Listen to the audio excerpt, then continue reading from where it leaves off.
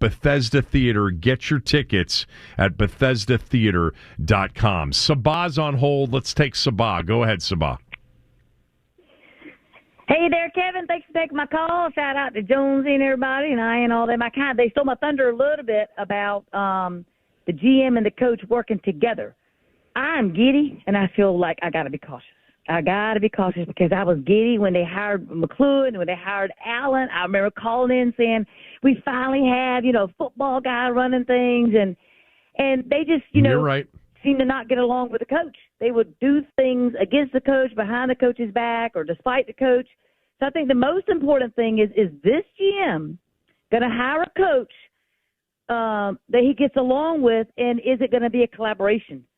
And I hope just having the aura of Magic Johnson around somewhere in the building makes all this stuff happen. I'm not big on the main owner, but I'm all in on Magic Johnson being around. I think that's the X factor here.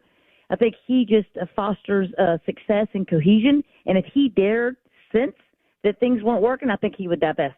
So I'm optimistic there, and I don't know if I'm going to redo my tickets. I said absolutely not. But now after this news, I'm getting excited, but it's almost like you found a guy to ask you to marry him. He's your dream guy, and then you're wondering, oh my God, is he like on the America's Most Wanted list, or does he have all these kids going to pop up out of wedlock, or right. is he on drugs? Anybody that says yes to me, you got to wonder. Yeah. True. Right. Right. Thanks, exactly. Sabah, for the call. I think the biggest look. It's been this way since the end of July.